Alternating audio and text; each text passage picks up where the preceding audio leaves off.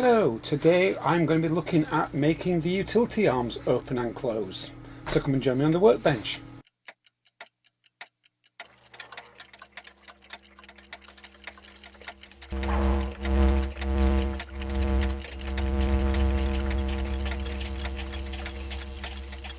Okay, so here we are on the workbench. So I've got the utility arm module. This is the modified version. So up till now, while I've been out at conventions, that's it. I've not actually had anything fastened in. I've just been relying on gravity. So I'm going to take a closer look today and try and actually get it operational. It's fairly straightforward. So let's start taking it apart again. So at the back we've just got two little gears that when the servo mounts it should cause that to come out.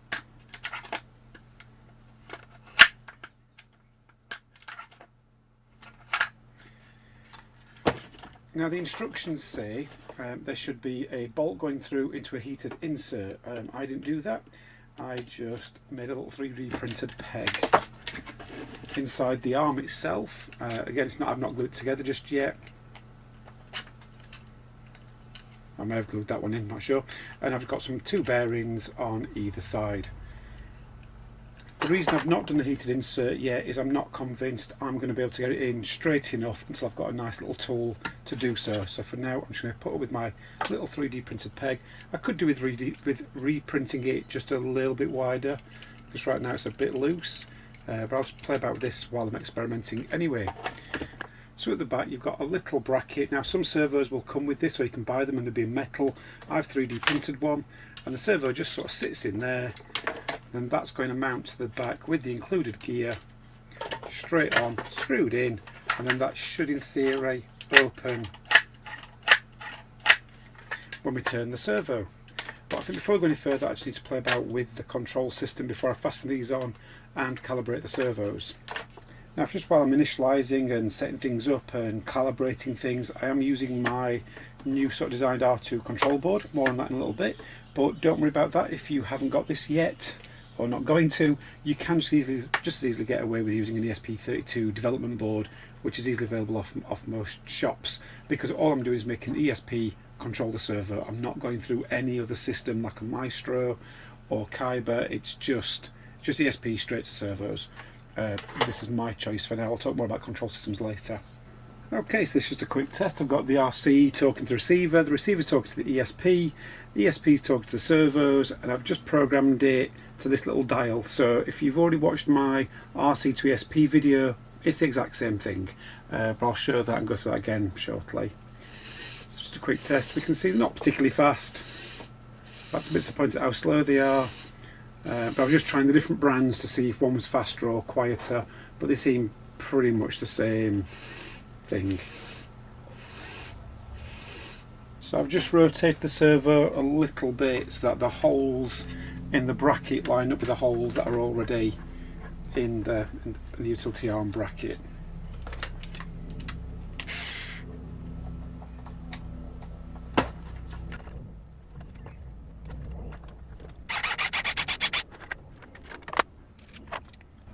I'm just using some M3 bolts, they're not self-tappers, just hoping for the best. Oops.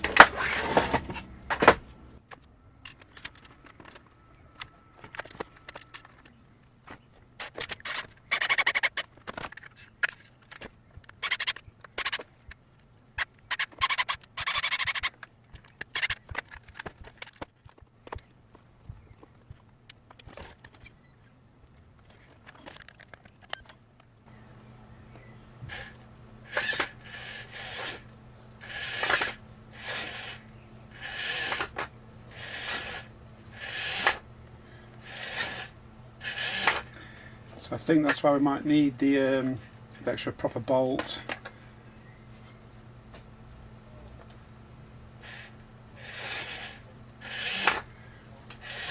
But we have some movement.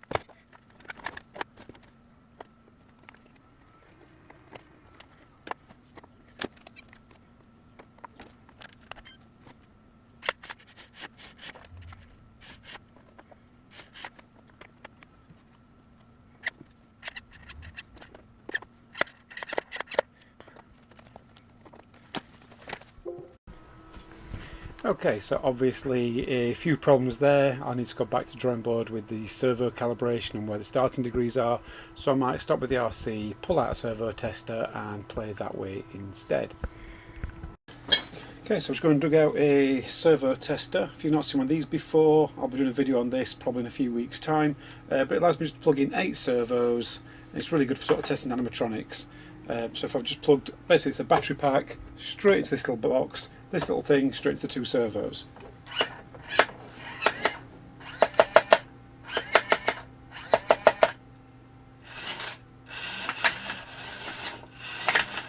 So obviously the first servo we can hear knocking, so I assume I've just done something slightly wrong with maybe the alignment of it. And the second servo is slipping a little bit.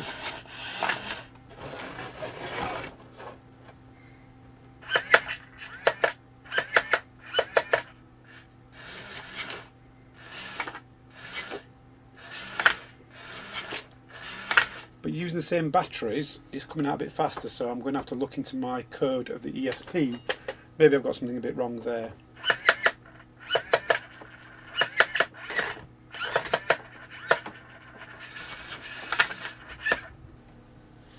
Okay, so I've just taken off the servo of this side one, the lower one. So I'll just rejiggle the screws a little bit.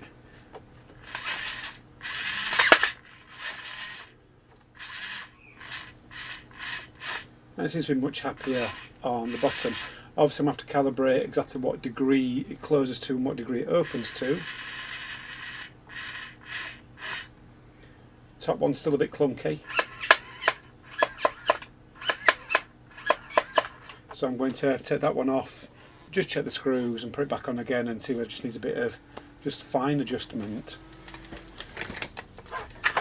Okay, so I've just changed the batteries. They were getting a bit weak, which was causing some problems. And I've just taken the actual utility arm off whilst I play with the gear. And obviously we can hear that it is actually making connection with that, so I'm going to have to look into see whether I can adjust that or whether I just need to make the subtle change of swapping the servo to a slightly different one in case it just gives me that extra millimetre or so. Or maybe this gear is a little too wide, because there was 2 types and I printed both, so maybe it's just that.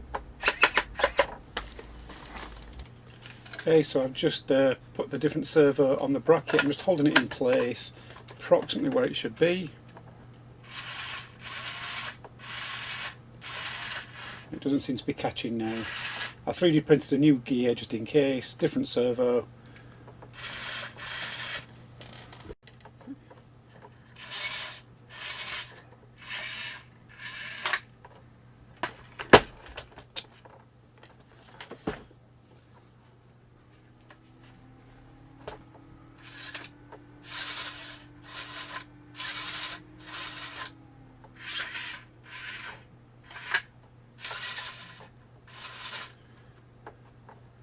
Okay, so basically the top side, I'm having to put the servo number sort of to the highest number, so about 90 degrees, and when I put close to towards 0 is where it opens, back to 90, or something like that.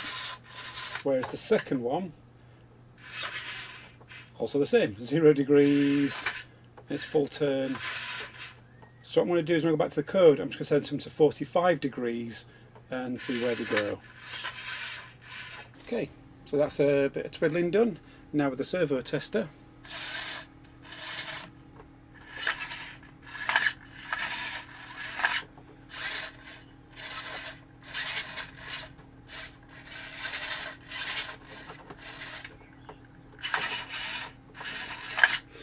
So over to the code, see if I can do it from the RC now. Okay, so I've plumbed it back into the RC. This is currently on my channel 5 on 0 degrees, and I've only plugged the top utility arm in. So I'm going to rotate it. I know that should be on 90 degrees, it's only going to about 45. So I'm going to have to go back into the code and see if I can force that code to be, what's that going to be then, sort of 180 to be closed, and then 0 degrees to be fully open. That's on channel, that's my top utility arm. Okay, let's see what horrible thing this does.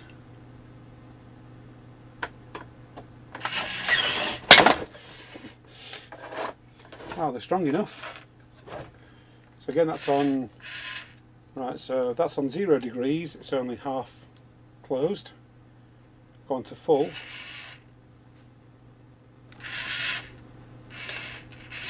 Okay. So back to the laptop, do a bit of recoding, see if I can get these to actually be closed in the 0 degrees position. Okay, so I've just reprogrammed to now go between 0 and 180. I've only got one servo plugged in, but we can see that's just about right. Now I can hear a little bit of stuttering, so I'm going to stop it at say 2 or 3 degrees rather than 0.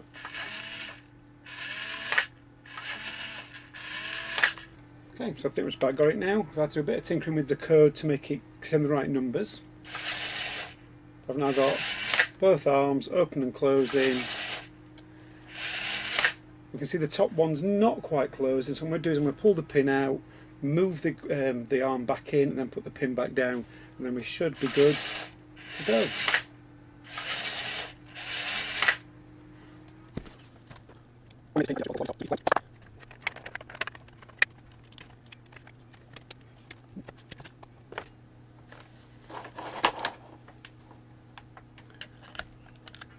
I'm just having to plug the ESP into a power bank because it would normally get its power from the Flip Sky speed controllers.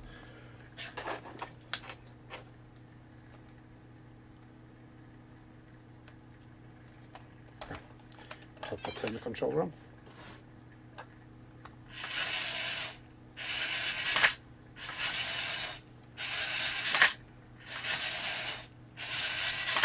There we go.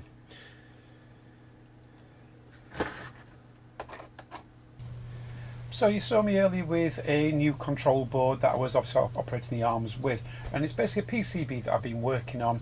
The idea is going to be a simple PCB you can stick in your R2D2 and it'll control the dome, the sounds and the utility arms, and it should be just hopefully a plug and play. Now I was hoping to make this available, but I've had a few little bugs in my design. It still functions, but it's not quite ready to go just yet.